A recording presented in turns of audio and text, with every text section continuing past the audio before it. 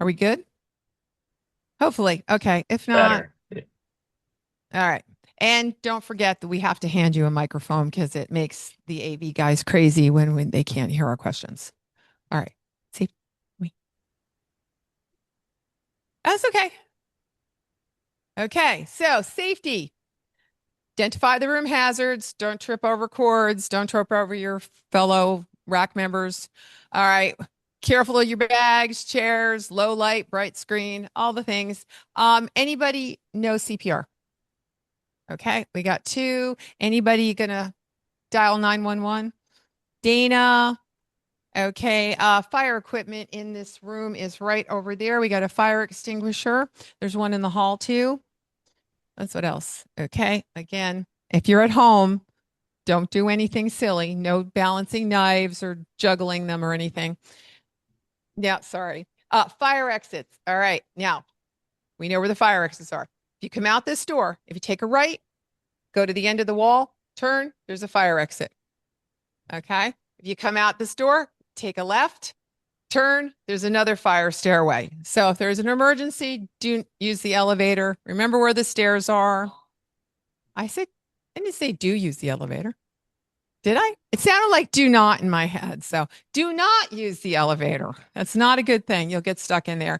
And we also have a defibrillator for the person that knows first aid.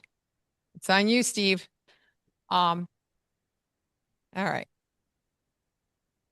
All right. There are so many upcoming events, and I will have a reminder slide at the end. So don't everybody panic about this. What? You could, I said that. You, that's okay. You can ask questions about the upcoming events, but for the speaker, I'll double check with Richard, but most of the time we prefer to have you ask questions at the end. It's just easier. Yes.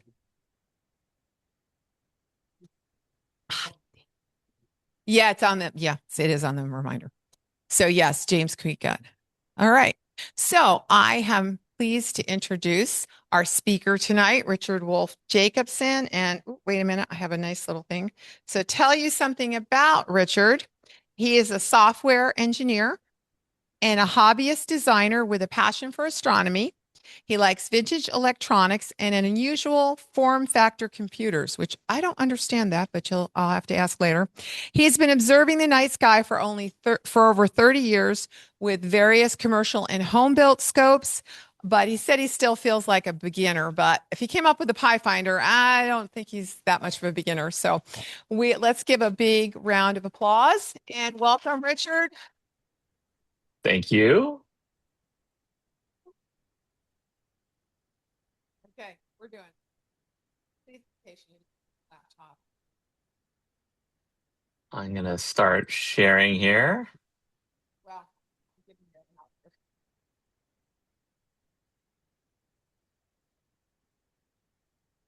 Great. Well, thank you, everyone. Can we? Great. Okay. Awesome. Thank you for that introduction. I actually prefer only 30 years. It makes me sound a bit younger than over 30 years. So thank you for that. Yeah, thanks for having me today. I appreciate the help to get this going from Dean and Susan for the invite and the coordination. So thanks. Um, you already heard some of this. I am indeed a software engineer and a hobbyist designer, and I do have a passion and interest in strange computers. The PiFinder is kind of an example of a strange computer in a way. And I'm here today to talk to you about my experience with the PiFinder and how it works a little bit and what I've learned along the way over the past 4-ish years. So I, like probably many of you, I want more time under the stars. Life gets in the way, travel to dark sky sites, limit the amount of time we have. And as I've been doing this for more and more years, I've realized that, this is the one constant that I like about my observing, essentially more of it. So the PiFinder journey started when I got a Nexus digital setting circle, actually. because it showed me a little bit about what more time under the stars could mean. It could mean not necessarily more hours under the stars, but more observing during that time, more enjoyable time. And when this worked for me, it worked well, and I got more observing time. But that was only part of the time. And after using the system on my telescope, and a lot of the issues that I had were specific to my home built scope and the way that I had the Nexus system mounted on it. But ultimately, I had some frustrations here. I had to repeatedly align throughout the night because the way that the encoders were mounted and the way that my scope moved, it would lose track of itself eventually. When I did look through the eyepiece and I didn't see what I was expecting to see, I had some uncertainty. Was I pointed in the right place?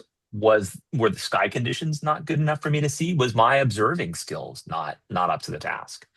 And I'd have to, then go to a star chart for reference. That would, potentially, because I wear glasses, I would need to have a fairly bright light to see the star chart and read it, and that would, damage my dark adaptation.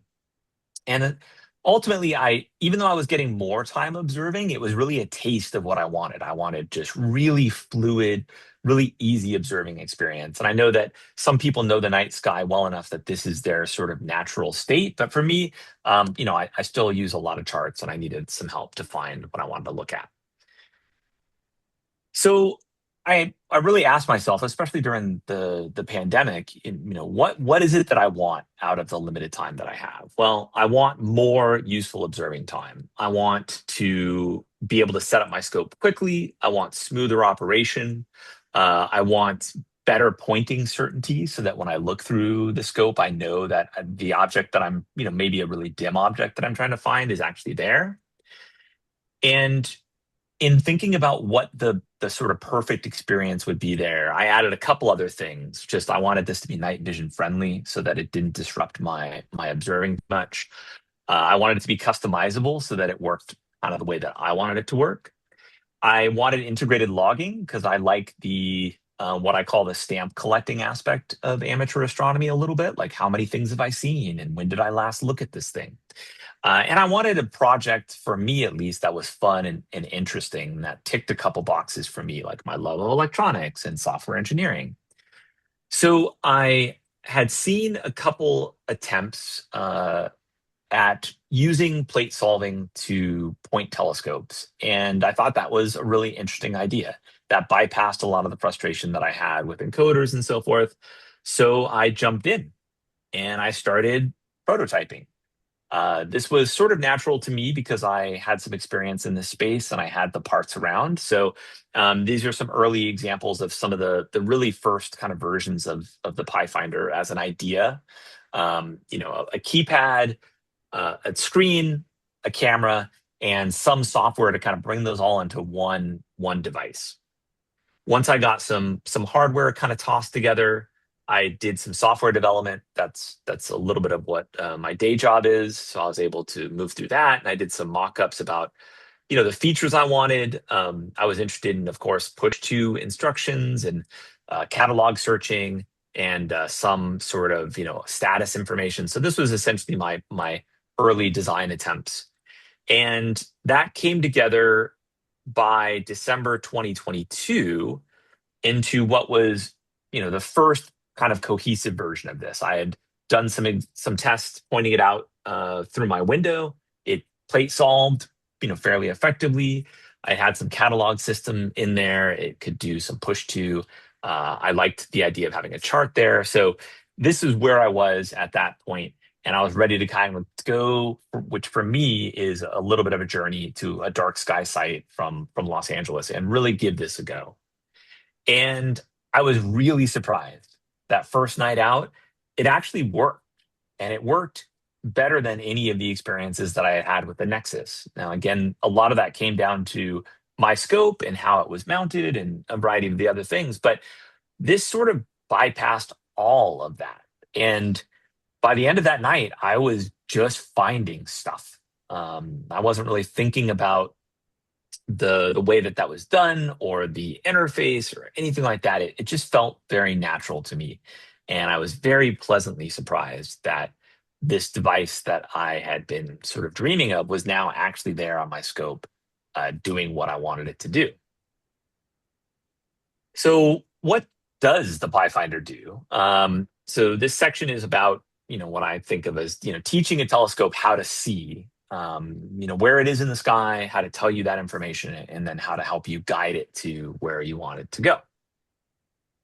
So, it combines positioning, and that is a sort of a two-part process for the PiFinder. One is to take photos of the sky, match the patterns of the stars that it sees, and to figure out where the telescope is pointing.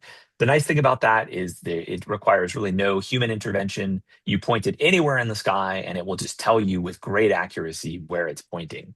But while you're moving a telescope, you have motion blur and exposure time and so forth. So you can't really be plate solving rapidly enough to give people good real time feedback. And that was something I realized pretty early on in the process. And so I coupled plate solving with an accelerometer or an inertial measurement unit so that while the scope was moving, that could be used to estimate its position until the next time you stopped and it took a plate solve. So that's how the positioning system in the PiFinder works.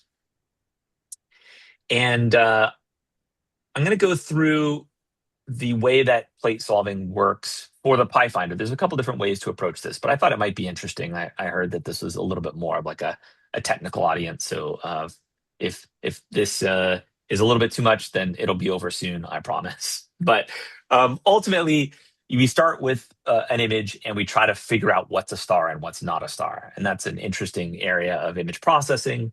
And a lot of work was done kind of right off the bat to reject trees and planes and other things. But you start by figuring out what in the image is a star, and you distill that down for the computer, because this is really a process of simplifying complicated data into smaller and smaller bits that the computer can approach. So once you have the stars identified, the algorithm that's used in the PiFinder builds these patterns, and these patterns use the brightness of the stars relative to each other, not absolute, but just which star in this image is brighter than others. It ranks them, and then it starts connecting them. So the distance between the first and second brightest star in the pattern ends up being a sort of unit length. Call it D here. And then it goes and it uses D to figure out how far all the other stars are. So that's 2.5 times D or 6 times D. And by doing this in order of brightness, it can connect all of these patterns. In this case, there's 4 stars in the pattern together with their measured distances. That becomes then this, so again, abstracting this data down into, easier and easier to digest bits for a computer. This pattern just becomes a list of numbers, 6.2, 5.1, 1.5, 4.8, 6. We call that a hash, so a reduction in data complexity in software terms. And the nice thing about this hash that describes ultimately this relationship of these 4 bright stars is that it doesn't matter which rotation angle these stars at or how big they are in frame. So this pattern becomes what we call view invariant. So no matter how the camera is oriented to this pattern and what the field of view is, this pattern will be computed the same way.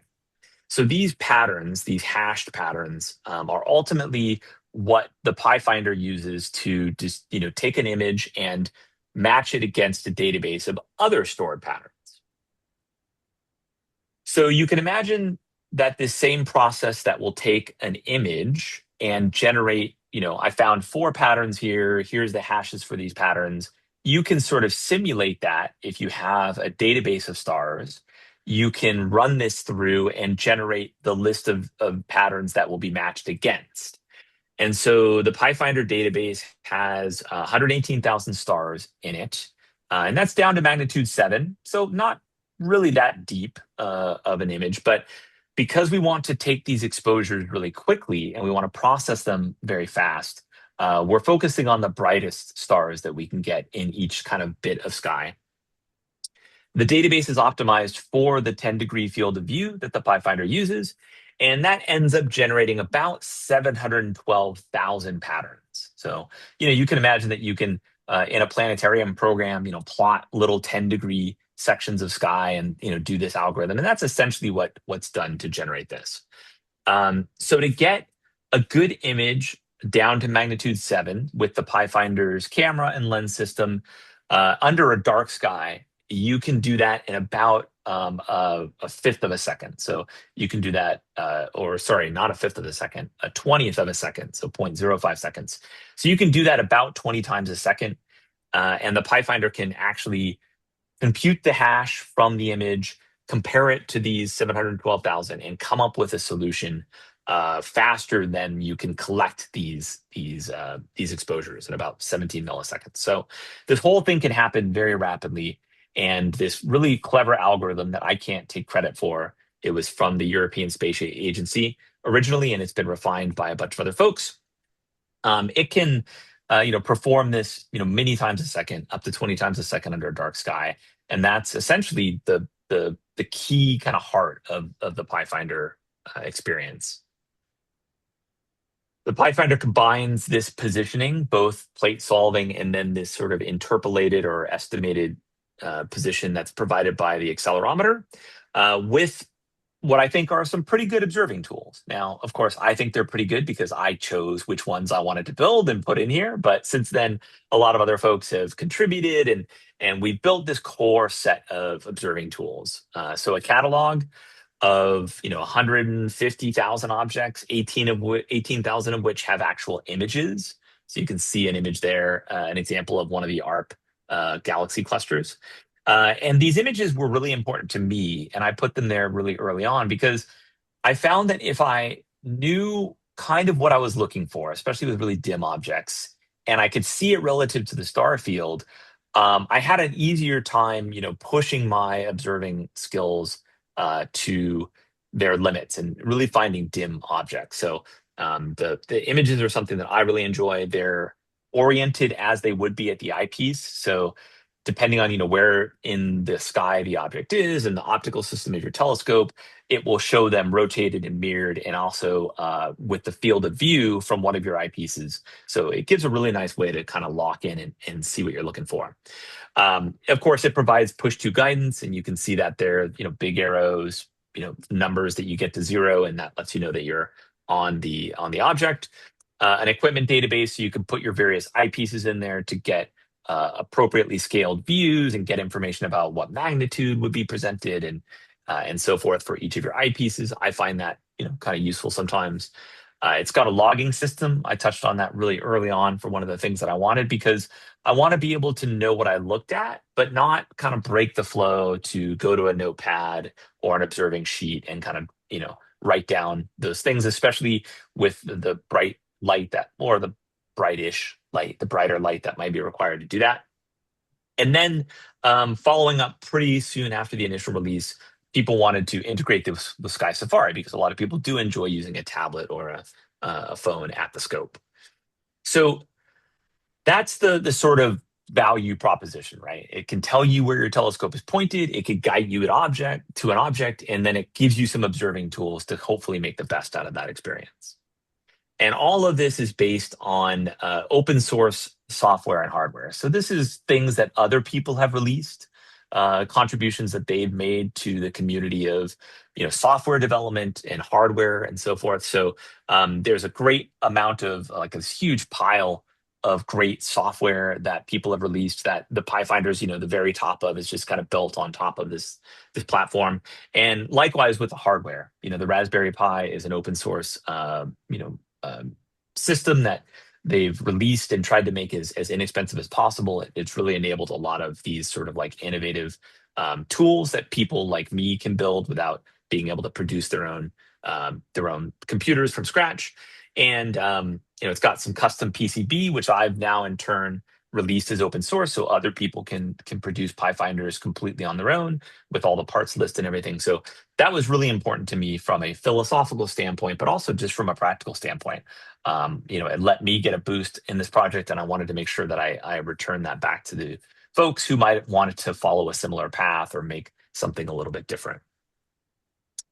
So after I got this working and I showed some folks and I, released it into the world, I thought, maybe one or two people may contact me. Maybe this would be of interest to a few folks. And something really unexpected happened in fairly short order. So I have a little timeline here of the last.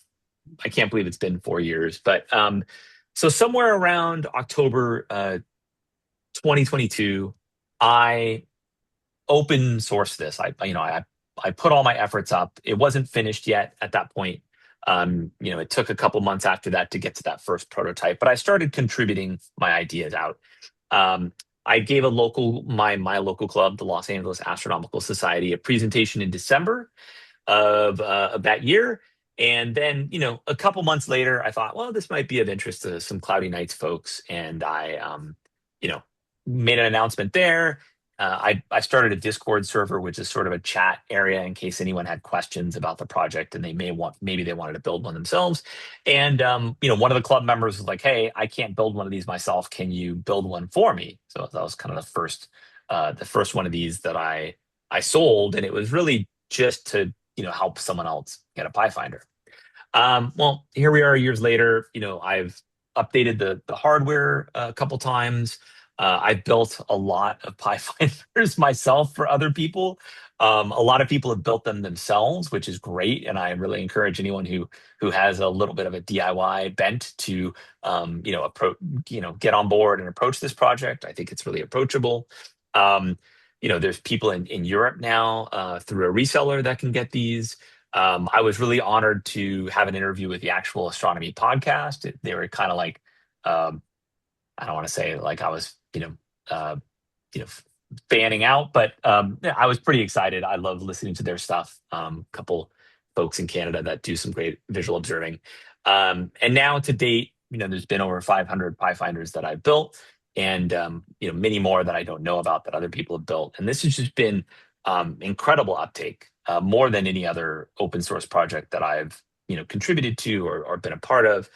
And along with this sort of growth in interest came some lessons. The first one that hit pretty early on was that there's a lot of scopes out there, and they're used by a lot of people. And I had built the original prototype to work on my scope, which has a focuser on the right hand side. And one of my club members almost immediately said, "Hey, my Dob has the focuser on the left hand side and the screen's facing the wrong way. What can we do about that?" And I hadn't really thought about that until that point. And then, of course, people came with, well, my scope's really large, and I'd like to mount it underneath, or I have a refractor that has the focuser at the back. And so through this engagement with people, I learned not only that, of course, people have different scopes, but they observe in different ways. They wanted different sets of tools, and I started really being curious in a way that I hadn't been before about how other people observe. And that was something that I didn't really expect. And I'll come back to how that's kind of enriched my experience with amateur astronomy. But the second lesson was that if you're passionate about something, and maybe to a fault, talk about it and share it with other people, you will attract other passionate people. And I think, we all know that, right now, many of you are sitting in a room with other people that have a, fairly obscure hobby and are passionate about the night sky. And so I saw this in a way with this particular project that I hadn't really seen with some of my other projects. And I think that that's because I was honestly more passionate about this tool. And very soon after, we started getting other people who were contributing. You can see that here through one of our larger contributors. July 2023, early on, started actually, sharing and building and making this better. The third lesson was that, where possible, if you're involved in something like this, let go and trust people who maybe know more than you do. So, I built some of this original software. I had a soft spot for kind of how it was written and how it approached things, but I was by no means an expert in the mathematics of plate solving or the trigonometry of trying to figure out how an accelerometer relates to, to the night sky.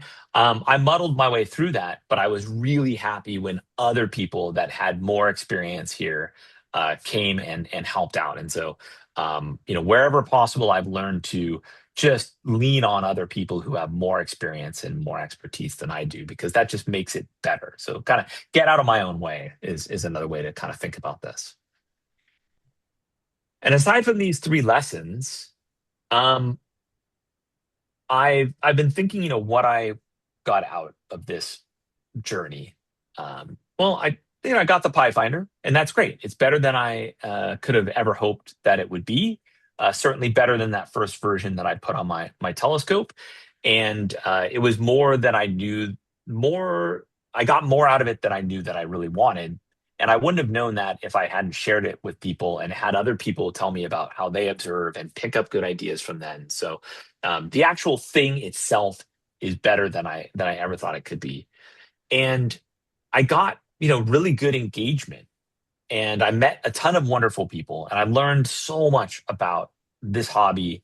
And I had been observing and been part of clubs, frankly, for, a couple decades before I launched into this. And I never really got as much out of those experiences as I could have in hindsight. And this gave me a way to kind of approach people, to talk about them. It gave me a sort of natural way to engage more deeply with the hobby.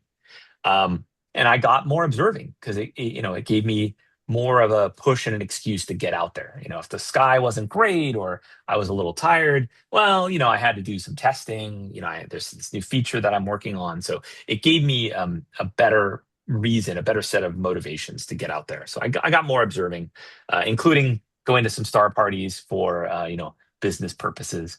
But I also got more businessy stuff along the way. Like I learned about tax compliance and a bunch of other stuff that I never really thought I'd get, but there it is. And to talk a little bit about how much observing, again, I like the stamp collecting aspect of astronomy, in addition to the building your own scopes and all these other bits and pieces. So these are the latest stats that I pulled just this morning from my personal PiFinder in my dev unit. So I've logged 94 sessions. I've logged 463 objects, and I've spent 64, almost 64 and a half hours out under the stars. Um, this is great. I think this is a win for me. I love having the stats. You can chart it over time, but this both serves as a sort of like a nice reward for me, but also as a motivation. Like I should get out there more. Every time I get out there, I should spend more time under the stars. So I did ultimately get more time under the stars, and more important than that, I've forged some personal connections that have been really impactful for me. And I didn't, it's another one of those kind of things I didn't really expect. So, I've corresponded with at least, what, 3,700 folks. Those aren't necessarily individual folks, but I've answered that many emails. So that's a good number of people that I wouldn't have met before. I've been to 12 star parties, a lot of those that I might not have had the motivation or the wherewithal to go to if I didn't have a good reason for like, hey, I want to share the PiFinder with folks. I've chatted with 1,000 different people that have popped up on the PiFinder Discord asking me questions about the project, sharing their experiences, observing, asking how certain things work, and bouncing ideas about how it can be better. And that's all been just fantastic. I've built a lot of PiFinders, and those are kind of fun to think that they're out there doing their thing in addition to the ones that other people build. And I've met some actual friends that I've met in real life now, and I've consider uh, close collaborators, and I wouldn't have had the chance to work with these people if I didn't share this project and kind of have the fortunate experience of a community growing up around it. And I've shared countless views with other people. And I did go to star parties before. I went to my local club meetings, but having something that I was excited about and passionate about on top of that, definitely made me reach out and meet more people and talk to more folks and ask and be genuinely curious. Like, what are you looking at? Why do you like double stars? I've never really looked at double stars. Why do you want this catalog of, 100,000 double stars, right? And that's great. I've just learned so much more about the hobby, and I think that that's really been the best part of this whole experience for me. And so I'll end there with a thank you, and take questions, of course, any questions you have. But I really appreciate the chance to again share this with you all there. And yeah, thanks for making this happen, everyone.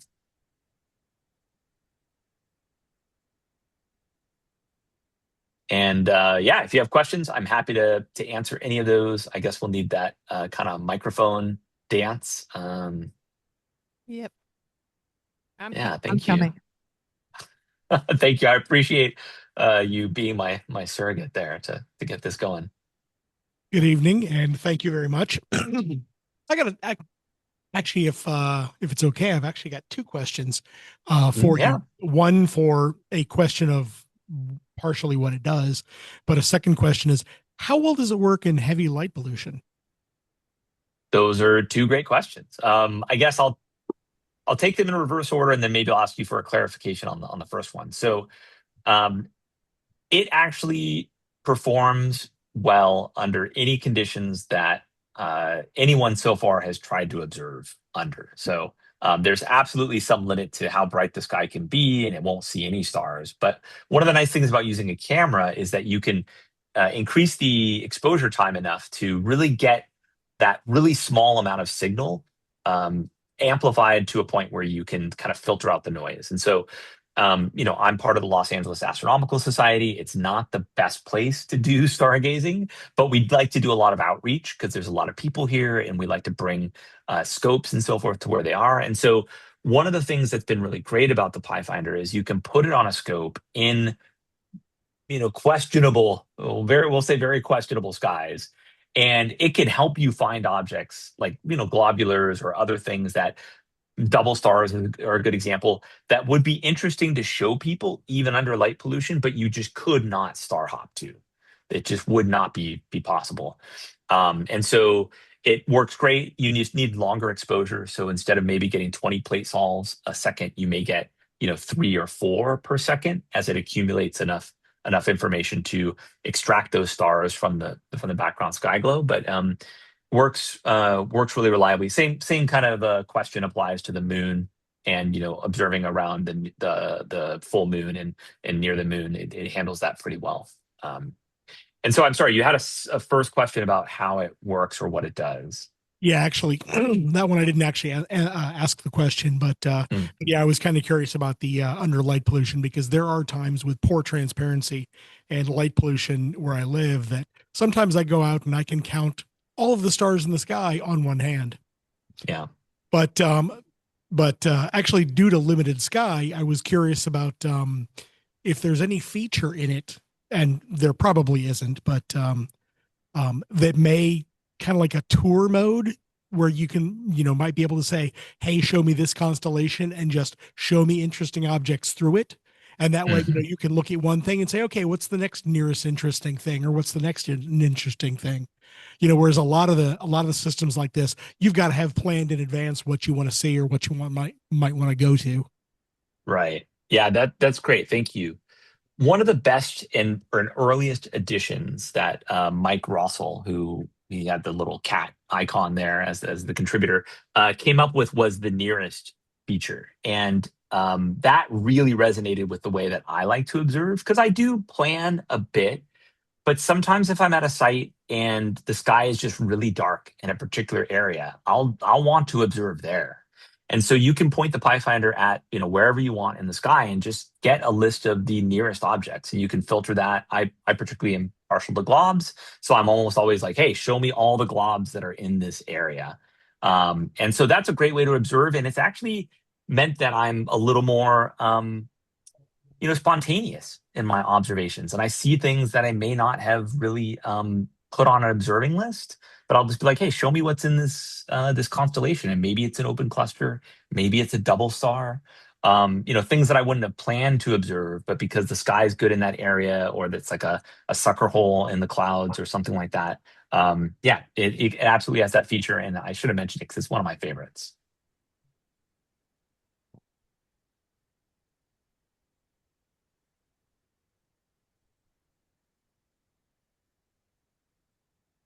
Oh, sorry, I'm not hearing you there.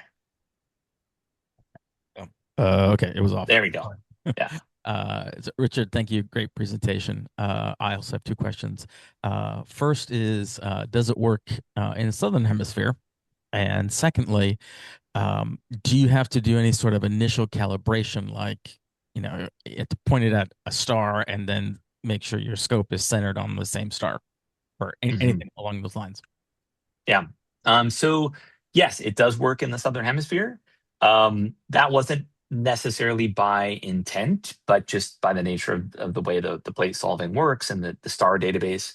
But I did live in the Southern Hemisphere for a bit, so I made sure that it did, but I didn't actually have to do much or anything to make that happen. So it works great. Lots of folks in Australia, close to my heart, that use it. Especially if you're like in the large Magellanic Clouds, or the small one for that matter. There's a lot of great stuff there. And another sort of kind of inverse use of the nearest function is you can point the PiFinder at something and it will just tell you what that is, right? So if you have some like knot of interesting nebulosity in your eyepiece, just looking at the nearest objects will let you know what that one is.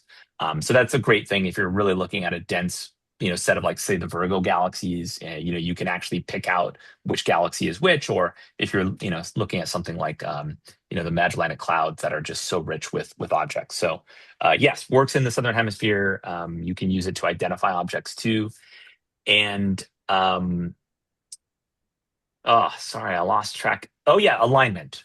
So the only sort of alignment you need to do is to let the PiFinder know essentially where the optical axis of your scope is. So it's very much like you might do with a Telrad or some other finder. You just want to make sure that when it puts objects in a particular place, that your telescope is also pointing at that place. And the way you do that is to point your telescope at any bright star. You don't even need to know the name or anything like that. And then the PiFinder has a screen on it, of course, and it will show you a star chart of the area that you're pointing at. And you essentially just select the star that your telescope is looking at that point. And so that lets the PiFinder know where, in its quite broad 10-degree field of view, your telescope is actually pointing, and it will just put objects in that place from now on.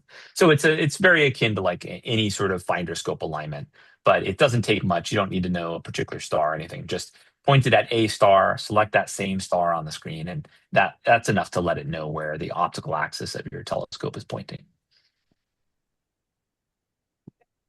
Anyone else? Oh.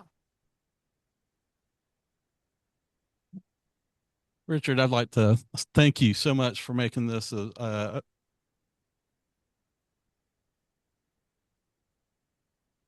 I heard you there for a second, but then it cut out. testing. Okay, you're back. Okay. Thank you. Richard, I'd like to thank you for making this open source project and sharing it with the community. It's given me hours and hours of great observing. So thank you so much for putting this out there. One of the questions I had is what's your roadmap going forward with future development, future features, that kind of thing? Mm-hmm. So our next release or two will be about solidifying a couple areas that we've been hard at work in testing, but we haven't really released to the public. So one of those is a whole new chunk of code for taking the accelerometer motion and mapping that to sky estimates. And that's really going to enable the PiFinder to work better on equatorial mounts that have more complicated sets of motion. So it works great on alt-az mounts. It's very good at using the motion of the telescope to estimate where it's pointing. So when you stop and it actually does a plate solve, there's a very small kind of like delta correction there. But when you're talking about the sort of like roll and meridian flips and all these other things that come along with an equatorial mounted scope, it's not going to be as good, and we want to fix that. So that's one of the key things. On top of that, we have go-to mount control, which is in testing, and that should be a nice feature. It's not something that I am, going to be using a lot, but people have asked for it, and we're hoping that that will, obviate the need to initialize a go-to mount. So you could essentially just drop any go-to mount on, turn it on along with the PiFinder, and then it will track and go to with great accuracy, even if it's not well polar aligned or anything like that, because the PiFinder can provide that sort of corrective feedback by actually looking at where the scope ends up pointing. Further out, there's probably a hardware refresh in the future. People have commented, and I think rightfully so, that the screen could be a little bit larger, and so we're looking at ways to do that without sacrificing the power and the form factor. So that's something that's probably out there too, and maybe cost reduced as well. That's always a kind of thing that at least I'm keen on, is like making it as inexpensive for people as possible. So that's sort of the next half year. And more catalogs, always more catalogs. People always want more stuff, and they always come up with great suggestions. Blair. Should still.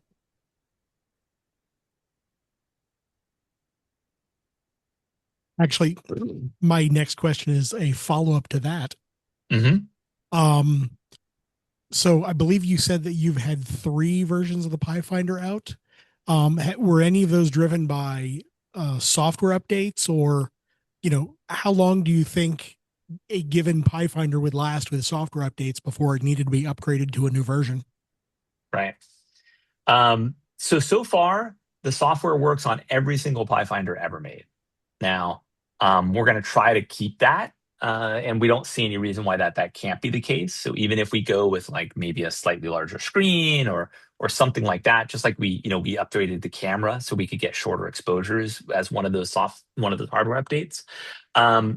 We've made sure that we keep the software as universal as we can, and I can't really say how far that will be able to go, but so far we don't see any reason why these new software updates like GoTo, or we just released a sky quality measurement, so it will determine the background flux and give you a magnitude per arc second squared. So what essentially people have called the sky quality, the SQM.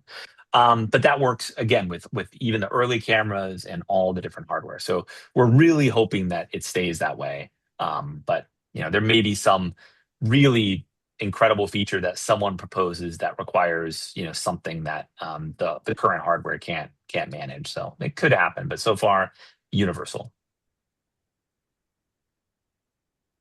There's a question that came through the chat. Does this work without encoders? Yeah, that's kind of its whole jam.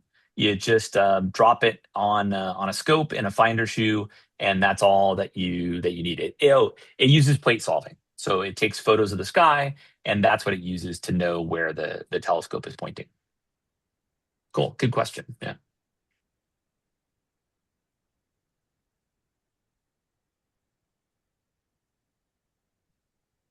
Okay, how about now? All right, good. Yes. Another 2 questions. Because we have some on display up here. I'm assuming Aaron's. I see them plugged in. Are there options for a battery, or does it actually always run off of a 5-volt connection? And then, yeah. What's the second question? I'll queue them up and then. Starting kind of almost from like just having nothing on hand, what's a rough estimate that's going to cost you, to build one of these? Great. So You have a couple options for power. You can use the included battery, which is good for about 5 hours, and it's rechargeable lithium polymer battery, and that's integrated into the PiFinder if you build it that way. Or if you want to save weight, or like me, I have power on my scope already. You can just run it full time from 5-volt power. So you have a couple options there. And if you do have the battery, you can always part way through the night. If you want to go more than 5 hours, you can always plug it in, and that's great too. And that kind of relates a little bit to the cost for a build. Parts cost has gone up a little bit because of trade issues and so forth. So it definitely costs a bit more to build a PiFinder today than it did a little while ago. If you're going to build it yourself and you can 3D print parts and everything, I'd budget around $250. And that's going to vary a little bit based on parts availability. If you get a group together, you may get it a little less expensive than that. But that's kind of what I'd expect it to cost. If you need to get the parts printed someplace, one of the services that may be like another, $30 to $50, depending on the service you find.